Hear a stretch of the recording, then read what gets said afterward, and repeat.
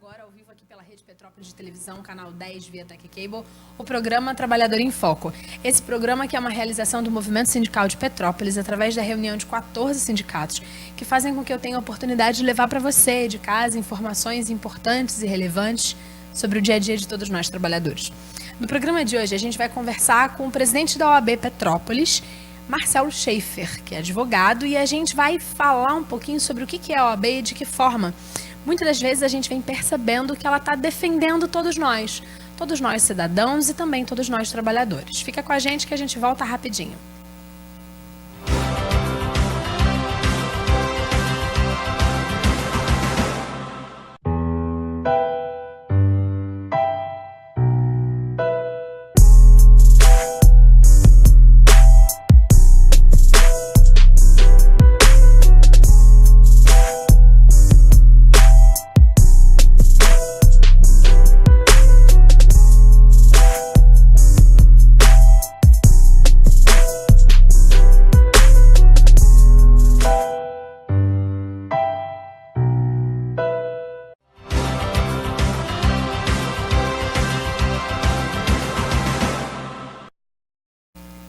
Estamos de volta e vamos dar início a esse bate-papo. Seja muito bem-vindo, Marcelo. Um prazer recebê-lo novamente. Obrigado, Carla. Um prazer, sempre uma alegria poder participar do programa. Vamos começar pelo básico, que muita gente ouve e não sabe. O que é a OAB? O que são essas três letrinhas? Ordem dos Advogados do Brasil, ela na verdade ela é o conselho de classe dos advogados, né? Criada por lei, e criada a lei que também criou o Estatuto da Advocacia, e só que, na verdade, no dia a dia, a sua atuação acabou sendo muito mais do que a própria regulamentação da própria profissão, né? Regulamentação e fiscalização da própria profissão, mas como também uma atuação efetivamente social, né? Na sua história, essa questão da união dos advogados, na verdade, a profissão do advogado surgiu lá muitos anos atrás, quando assim, uma pessoa começou a perceber que outra não sabia se defender. E vendo aquela situação se conduindo daquilo, foi lá falar por aquela, né? Alguém que tinha mais dom para defender outro, e daí você surgiu essa figura do advogado, que anos depois, né, começou-se a surgir individualmente, as pessoas se diziam o advogado, se representava e tal. No século XIX, foi criado, então, o Instituto dos Advogados do Brasil. Finalzinho ali do Império ainda, criado o Instituto dos Advogados do Brasil, o IAB, que existe até hoje, onde então ficou definido que vamos criar esse instituto para que ele prepare as bases para poder criar o Conselho da Classe, que seria, no caso, a OAB. Mas, na verdade, a OAB só veio a ser criada em 1930, né? Demorou-se algumas décadas aí até se chegar efetivamente na criação da OAB. Mas a gente está caminhando para quase 100 anos. Exatamente. Não é? E aí, então, ela depois foi vindo, então, como a própria atuação do advogado, em sua essência, por vezes ela está defendendo um direito social, não é? O direito, às vezes, é individual, mas é um direito social, né? Aquele direito de ir e vir, o direito da liberdade, está defendendo daquela pessoa especial. Mas quando você defende aquela pessoa, você defende a sociedade, você defende todos os outros que estão teoricamente, naquela mesma situação, porque você gera jurisprudência, porque você gera o entendimento e tal. Então, começou-se a verificar que a instituição tinha esse viés também, não só de atuar na defesa do advogado, mas que ela se sentia legitimada também a defender a sociedade. Isso no seu próprio estatuto traz que ela tem essa função também de defesa da sociedade. A gente vai continuar dando prosseguimento a essa linha de raciocínio, mas eu queria fazer um parênteses. Eu sou jornalista, mas eu adoro jurisprudência. É uma coisa pessoal. Eu acho que a jurisprudência é o que faz a lei evoluir. Queria que você rapidamente explicasse para o nosso telespectador que talvez não conheça o termo, o que significa isso, que eu acho delicioso. Eu acho fantástico, porque na minha percepção de jornalista, é o que dá vida à legislação. Se eu estiver equivocada, me corrija. Não, é isso mesmo. A legislação, na verdade, a legislação é fria, né? Então, ela é discutida, normalmente a legislação ela pode ser federal, discutida lá na nossa Câmara Federal, no Senado Federal, na Câmara Federal. Ela pode ser uma legislação estadual, ela pode ser uma legislação municipal, ela pode ser uma resolução quando é ato administrativo, você tem de várias formas. Mas a legislação é sempre fria. E tem mais uma coisa que é interessante, que às vezes a gente não percebe. A legislação, quando ela é criada, né? Vamos supor uma lei federal. A lei federal foi discutida e tal, foi aprovada, foi sancionada, ela foi criada. A partir do momento em que ela foi criada, essa lei ela caiu em domínio público. A lei não tem dono, entendeu? Então, quando você vai interpretar a lei, você não precisa perguntar para o deputado que fez a lei, que foi o relator, o que você quis dizer com isso? O que você quis dizer com aquilo? Não, ela é uma interpretação de domínio público, né? E a partir daí, da vigência dela, então, os casos concretos começam a aparecer. Olha, a lei está falando isso, mas aqui aconteceu isso com essa vírgula aqui que a lei não falou. E agora? E como é que se resolve isso? E daí você começa, então, as interpretações. A lei foi omissa aqui. Então, se você tem uma lei federal que foi omissa, a gente vai buscar isso aonde essa solução? Primeiro, ali nos princípios daquele direito privado que aquela lei está regulamentando. Se resolver ali, ou no outro artigo que complemente aquele, dentro da própria lei, ou numa outra lei mais específica daquele assunto, você resolve ali. Se você não tem solução ali, ou se você tem, às vezes, duas legislações que dão direitos às mesmas pessoas, às vezes a lei pode dar um direito a você, a lei número tal, e a outra lei dá o direito a mim. Todos nós estamos no nosso direito, mas ele é um só, ele não pode ser dividido. E aí você vai o quê? Aí você às vezes tem que ir para cima. Então vamos aos princípios constitucionais, vamos às disposições constitucionais. Então você pega a Constituição e tenta interpretar aquilo pela Constituição. Se não conseguiu pela letra livre de algum dos artigos da Constituição, você vai aos princípios constitucionais, né? Ela traz princípio da liberdade, princípio da dignidade da pessoa humana, princípio da reserva legal. Então você tem vários princípios que tem, e aí dentro daquilo, quem for, normalmente se isso é levado ao judiciário, quem está no judiciário, quem está fazendo aquele papel ali, vai fazer a decisão. O juiz de primeira instância, numa decisão monocrática, ele decide ali sozinho. O tribunal, numa decisão normalmente colegiada, o tribunal de segunda instância. Aí você tem depois, se discutir uma questão de uma lei federal, você tem o STJ, que pode se manifestar sobre aquela interpretação da lei federal, e se for uma questão constitucional, uma interpretação de regras ou princípios constitucionais, você tem o STF para poder tratar. Então, o que é a jurisprudência? São essas decisões que, normalmente, os tribunais superiores, os tribunais dos estados e os tribunais superiores, eles vão dando a decisão. E qual é a jurisprudência pacífica? É a jurisprudência que começou a ficar repetida. Uma Câmara julgou, a outra Câmara julgou, a outra julgou, o outro tribunal do outro estado julgou, o do outro também, o STJ julgou, o STF julgou, todo mundo está julgando daquele jeito, então você tem uma jurisprudência pacífica. Mas nem toda jurisprudência é pacífica, nem todo entendimento é pacífico, né? Então, esse é a evolução. E, às vezes, a partir da própria decisão, né, as próprias decisões judiciais que demonstram, às vezes, deixam clara alguma falha na lei, leva, às vezes, à reforma da lei. Que aí o próprio legislativo percebe, opa, nós temos que mudar essa legislação. Então, vamos fazer um projeto de lei e, com isso, a gente resolve. E aí, às vezes, até aquela decisão perde efeito depois, não precisa mais, né? Porque a lei foi corrigida, ou às vezes, a decisão interpretou a lei de uma determinada forma, acabou, agora está pacificado, não tem mais dúvida com relação a isso. Maravilha. Com certeza deu para entender que é assim.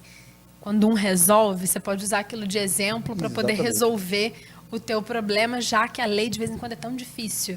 Eu acho isso fantástico porque vai abrindo para até o cidadão começar a entender a jurisprudência e falar assim, peraí, em algum lugar alguém decidiu a favor de alguém que tinha um caso muito parecido com o meu. Exatamente. E aí isso abre precedente para você.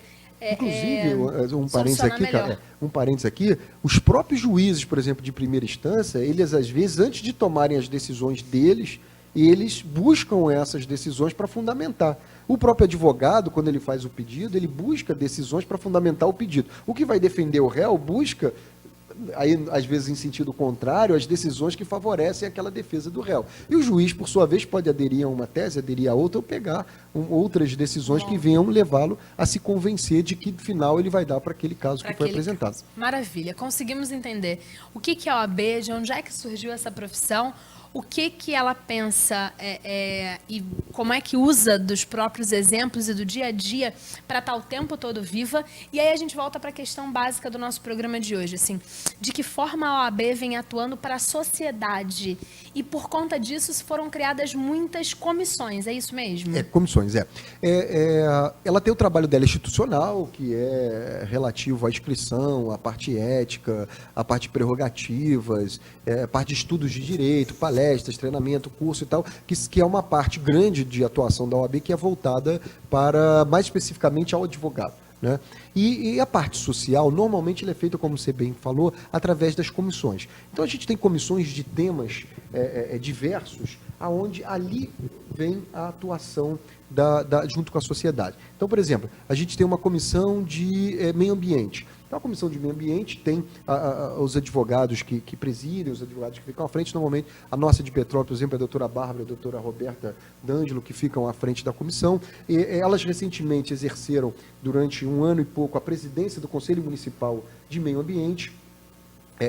A cadeira, a OAB foi eleita na OAB e elas exerceram essa função, então elas participam da Comissão do Meio Ambiente, elas participam de campanha, elas fiscalizam, às vezes, o que está ali submetido ao conhecimento delas, que às vezes por denúncia ou por participação nos conselhos ou de alguma forma. A gente tem, por exemplo, o Conselho do Idoso. O Conselho do Idoso, o Dr. Sérgio Simões fica à frente. Ele também foi, por iniciativa dele, de participação no Conselho Municipal, foi eleito vice-presidente do Conselho do Idoso, também exerce um trabalho bacana, estão numa luta aí para se definir questões importantes na política da proteção do idoso, do fundo e outras questões, participa de organização de eventos, propõe eventos, né? Tivemos uma comissão também que já teve grandes atuações, às vezes até com temas relevantes, que é a de proteção e defesa dos animais.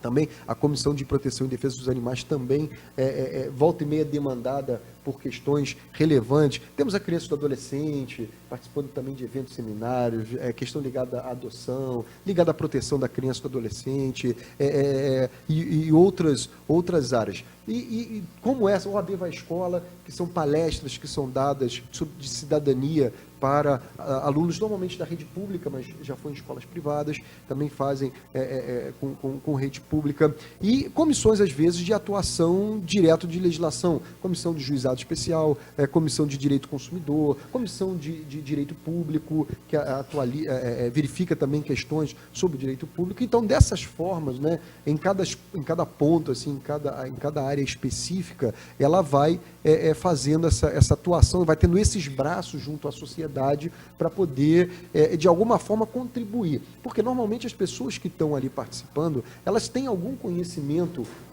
já jurídico daquela área, e às vezes, tivemos casos até que a pessoa começou e não tinha nem tanto conhecimento, mas gostou tanto que se aprofundou, passou a ter, e com isso consegue contribuir com outros setores da sociedade, que somam forças nisso, né? Que tem às vezes a vontade, e às vezes alguns trazem a informação técnica, outro traz a jurídica, outro traz a mão de obra, e com isso consegue-se avançar e contribuir bastante para o dia a dia da nossa sociedade. Essas comissões, elas atuam de forma a instruir os advogados e também a sociedade diante de todas essas bandeiras, né? Uma questão muito importante, e aí tem a ver também com a minha percepção como cidadã, e aí a gente vai ficando adulto, vai virando mãe, vai começando a olhar as coisas com outros olhos, né? A minha percepção é de que a OAB parece que está trabalhando mais. E eu não sei se é só o meu olhar ou se de verdade vocês estão mais atuantes ou se fazendo perceber mais atuantes. Isso é um pouco de verdade?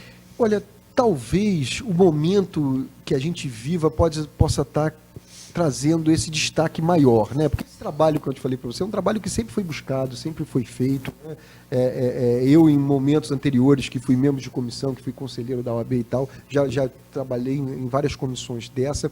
O que a gente percebe hoje, e talvez hoje que eu digo assim, alguns anos para cá, próximos anos para cá, as crises graves que o nosso país tem passado, ele tem dado um enfoque muito grande nessa questão da legislação, nessa questão do jurídico, nessa questão do processo. Quer dizer, a gente teve um episódio recente em que praticamente o país parou para assistir o STF fazer um julgamento.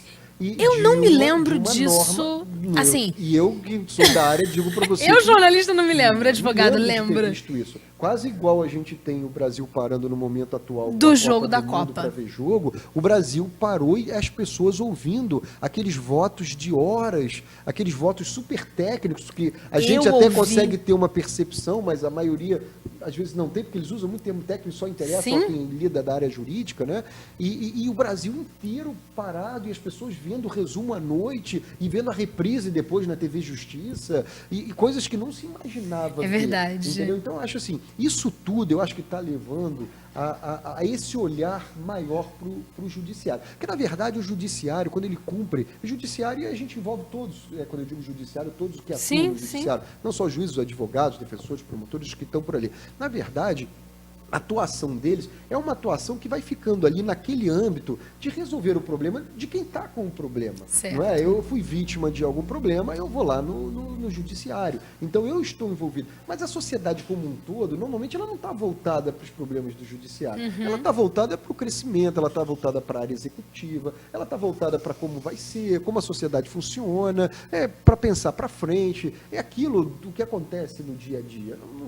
Não é comum você ter a sociedade voltada para o judiciário, certo, querendo saber se vai acontecer isso ou se vai acontecer aquilo, se o entendimento vai ser isso, se o entendimento vai ter aquilo. Então, na verdade, esse protagonismo que a gente vê dessa parte da legislação do judiciário agora, ele na verdade, acabou sendo um reflexo dessas crises todas, crises éticas, crises morais, crises de tudo que a gente tem visto nesse momento, né? E aí quando vem uma crise econômica forte, agrava isso tudo, então isso aparece cada vez mais, e quando você junta isso tudo, você tem essa questão que todo mundo fala assim, então cadê a lei? O que a lei está falando? O que a justiça... E aí você acaba tendo esse foco. Então, imagino eu, não tenha dúvida que assim, a demanda pela atuação da OAB, a demanda pela atuação do judiciário está muito maior do que realmente teve. Mas não só isso é que está gerando essa impressão nas pessoas. Esse protagonismo também é essa questão social. De estarmos vivendo um momento complexo. Difícil, exatamente. Que todo mundo espera que passe, que a paz volte, a paz e o equilíbrio no país volte a reinar. Para quê? Para que o judiciário, todo mundo vai continuar sempre trabalhando, fazendo tudo isso que tem, mas que a sociedade não fique voltada para o problema, mas volte para as soluções, né? Que ela fique voltada para como a gente vai crescer, como o país vai crescer, como a gente vai se organizar, como a gente vai melhorar e tal, e esquecer essas coisas que não deveriam ser protagonistas. São necessárias, são essenciais, tem que existir, essa estrutura é que dá, né, a estrutura judiciária e tal, ela é que dá a base da sociedade, né, para pessoas respeitarem a lei, mas que ela não seja o protagonista sempre. Eu acho que, de uma forma geral, as pessoas estão todas cirizinho na lata. Qualquer coisa rola um extremismo muito grande e aí a lei dá aquela sensação de que em algum lugar você está salvo. E por isso que eu acho que a percepção ficou maior, né? De assim, qualquer coisa eu entro com um processo porque né, vamos correr para a justiça porque a ética está complexa, a moral é uma questão pouco avaliada, superficial, e aí tem disso. Agora, falando de ética, falando de moral, falando de que a justiça vem sendo percebida de forma a nortear a sociedade nesse momento que a gente está vivendo, que é complexo, né? A gente teve aí a reforma trabalhista que a gente tanto discutiu aqui e que os trabalhadores se sentiram lesados, e tem todas essas questões, mas a gente entende que o advogado é aquele profissional que vai nos dar suporte, que vai defender os nossos direitos. Contudo, e aí vamos falar de um caso real, você sabe que eu ia falar disso, não ia ter jeito, dessa questão do racismo que rolou nos jogos jurídicos aqui. Qual foi o posicionamento oficial da OAB? E uma outra questão, assim, enquanto advogado, cidadão, pai e presidente da OAB, sua avaliação do que aconteceu e de onde chegou a situação? Então, é lamentável uma situação dessa, né? Confesso que às vezes a gente fica a pensar se isso ainda existe, né? Se isso vem como uma história assim, você fala assim, mas você chega até a duvidar, será que isso aconteceu mesmo, né? Realmente é uma coisa lamentável. Às vezes tentam justificar pela questão do jovem, mas é jovem, é isso, aquilo. Mas eu acho que isso é uma situação que não pode mais existir. E é jovem estudante de direito, que é mais doloroso. Exato, porque de alguma forma, em algum momento, ele já lidou com tantos momentos ali, normalmente eles já estão em fases mais elevadas, às vezes, da faculdade, já lidou com tanta lei, não precisava nem ter lidado com qualquer situação, qualquer cidadão tem essa percepção. Quer dizer, a gente fez uma nota de repúdio, a gente deu apoio, manifestou apoio pessoal, a parte procurou saber logo no início acerca das investigações, como estava, entrou em contato com as autoridades, verificando que está tudo até então funcionando muito bem, investigação bem feita, bem elaborada, empenho na solução, né? E assim, mas como eu lhe falei, chega a pensar assim, como se imaginar que isso ainda acontece no dia de hoje, né? Você ainda pensar que a gente ainda vai ter que sentar para discutir isso, é uma questão que já estava já deveria estar mais do que superada, né? A sociedade com toda a igualdade que já tem, com toda a liberdade que já tem, você ainda imaginar que algumas pessoas jovens que estudam direito ainda podem chegar ao ponto de ter um pensamento desse, que seja por brincadeira. Não existe, isso não é brincadeira, né? Isso tem que acabar, pensar que isso é brincadeira. Então, né, a nota foi de repúdio, a posição foi de apoio e continuamos, tivemos a reunião da Comissão dos Direitos Humanos, tratou desse assunto recentemente e está se buscando eles estão até amadurecendo para ver. Vamos discutir essa questão de novo, vamos voltar a discutir a questão, já que parecia superada, pelo menos nesse aspecto, né? Uhum. Então isso está sendo conversado com outras entidades também que defendem, que são da área, para se discutir e eventualmente a gente vai até fazer algum evento, alguma palestra, alguma discussão sobre o tema também. Mas realmente a gente lamenta que uma situação como essa ainda venha a acontecer nos dias de hoje, com toda a evolução que a gente já tem da sociedade como um todo, né? Nessa mesma avaliação do posicionamento da OAB, vocês também fizeram agora há pouquinho tempo uma manifestação contra uma questão que é do mero incômodo, que eu achei muito interessante porque, assim, são os advogados reclamando que eles estão sendo prejudicados com a percepção do mero incômodo e o quanto os seus clientes estão sendo prejudicados. Queria que você falasse um pouquinho sobre o que é esse mero incômodo e o que aconteceu. Isso, o que vinha acontecendo. Vou lhe dar um histórico, né, para você poder ter uma ideia.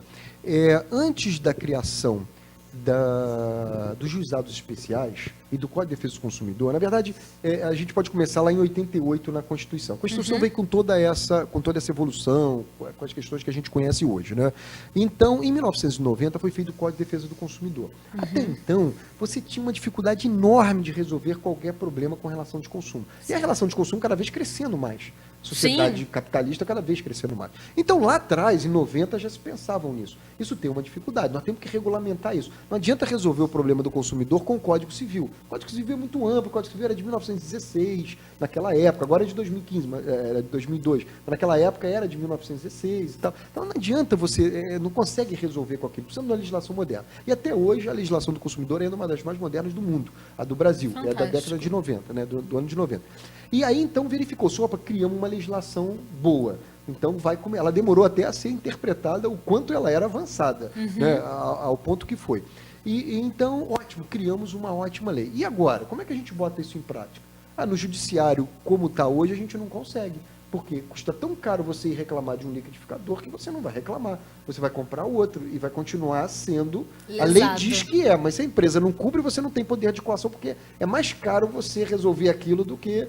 Comprar outro liquidificador. E aí veio o primeiro projeto que os juizados de pequenas causas, que virou depois os juizados especiais em 1995. Aí sim, aí você realmente começou, a partir de 95, a ter uma efetiva proteção à defesa do consumidor. Porque o consumidor pôde ir ao judiciário reclamar do seu liquidificador, reclamar do seu pneu do carro, reclamar do aparelho do celular, depois mais à frente, mas reclamar de coisas pequenas que antes ele não reclamava porque não justificava ele reclamar. Era mais caro reclamar do que resolver o problema sozinho. E, com isso, passou-se também a ter um controle ou uma forma de obrigar as empresas a melhorar os serviços dela. Certo. Porque aí você ia no judiciário e o judiciário condenava. Você ia no judiciário e o judiciário condenava. Então aquilo começou a vir a fazer e aquilo começou a crescer. E o direito do consumidor cresceu de uma forma enorme, né? Houve uma grande adesão dos advogados ao direito do consumidor, um direito muito bonito, um direito gostoso, um direito do dia a dia, um direito que você vê ali, né? Então aquilo começou... De forma geral, você vê resultados. E rápido. O juizado dava um resultado. Às vezes ficou meio devagar porque o volume chegou a ser grande, mas é relativamente rápido e simples. A forma é simples, né? Então aquilo começou a avançar, a coisa começou a ir. E de repente, Carlos, o que começou a acontecer? Sem mudar a legislação, diferente do direito trabalhista, como você falou, que mudou de cima para baixo, Fizeram Sim. uma lei sem consultar a sociedade, sem discutir com a sociedade, e agora está se tentando discutir a constitucionalidade dessa lei. No direito do consumidor não mudou. O nosso Código do Consumidor é o mesmo, a lei do juizado especial é a mesma, está tudo igual. E, de repente, essas indenizações começaram a não acontecer na mesma proporção que aconteciam. Então, as indenizações que normalmente eram fixadas em salário mínimo. Quando a empresa errava tantas vezes seguidas e o magistrado percebia que aquilo ali não resolvia, vou condenar em 40 salários mínimos, que é o máximo que a lei do juizado permite. E aquele 40, de repente, começou a virar 30, depois começou a virar 20, isso em anos, em mais de E hoje a 10 Oi te anos. paga R$1.000 em bônus de crédito E aí quando você começou- quase enlouquece. Exatamente. E aí começou a não dar nada, que é o tal, como você falou, do incômodo, do mero aborrecimento, da questão que não dá nada. Mas por que chegou nesse ponto? É isso que a advocacia discute. As empresas melhoraram o serviço dela? Não Não. melhoraram. Você pega o ranking de 10 anos atrás, das mais reclamadas, e pegar o de hoje, tem pelo menos uns 4 ou 5 que vão ser os mesmos. Sim. Tá? O tribunal, às vezes, faz esse ranking, disponibiliza no site dele. Então, a legislação é a mesma, o judiciário é o mesmo, a lei processual é a mesma, as empresas são praticamente as mesmas, os problemas são os mesmos, mas as decisões mudaram. Porque começou-se a criar uma ideia, uma cultura de que, não, isso está virando enriquecimento sem causa. As pessoas estão vivendo de indenização. Não, isso aí não vamos começar agora a interpretar melhor, porque não é qualquer coisa que dá o dano moral. Isso aí só dá um aborrecimento, só dá um incômodo. Isso aí não é um descumprimento contratual. A gente não pode punir, condenar as empresas a pagar uma indenização por qualquer coisa que acontece. Só que isso acabou virando... se a gente imaginar um pêndulo, né, esse pêndulo estava lá em cima acertando o direito do consumidor, ele desceu e subiu para o outro lado demais, porque hoje você não tem mais isso. Então você entra com a ação, o juiz reconhece que está errado, o juiz reconhece que a empresa não cumpriu, ele reconhece que a lei foi descumprida, ele reconhece que você teve trabalho, que você teve que sair do seu dia a dia, que você teve que ligar, que você teve que... E você liga às vezes e não resolve. Você vai para a justiça porque você não resolve administrativamente, porque quando é possível resolver, muita gente resolve administrativamente. Então você já foi na justiça porque você não conseguiu fazer nada. Quer dizer, você faz aquilo tudo para chegar lá no final e aquela sua cobrança de R$25 errado, o juiz vai dizer, devolve 25. Ou, às vezes, devolve 50, porque tem uma previsão, dependendo do caso, de devolver em dobro.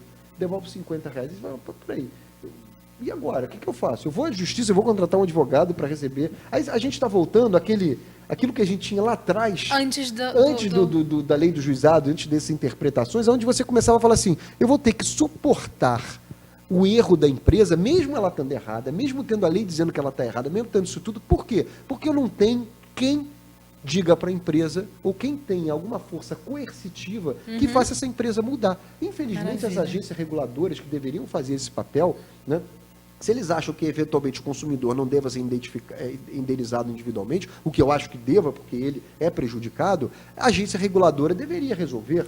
Olha, tem mais de 1000 reclamações de que a empresa concessionária, principalmente concessionária de serviço público, não cumpre isso, teria que colocar uma multa milionária sobre ela. Mas o que a gente ouve dizer é que essas multas, quando são aplicadas, são vulneráveis a recurso. Aí você ouve falar assim, 5 anos depois, sai assim... o órgão superior administrativo, não quero dizer o nome, e tal, como aconteceu com o banco recentemente, acolheu o recurso do banco 5 ou 6 anos depois e anulou uma multa de R$25 milhões que tinha sido apresentado. Marcelo, muito obrigada. Nosso tempo estourou. A gente, Desculpa. Graças a Deus, fala pra caramba. Eu tenho certeza que a gente conseguiu elucidar pro povo lá de casa. A gente volta e dá continuidade ao mero aborrecimento, que tem a ver com o dia a dia de todos nós. A gente volta na próxima semana. Um abraço. Tchau, tchau.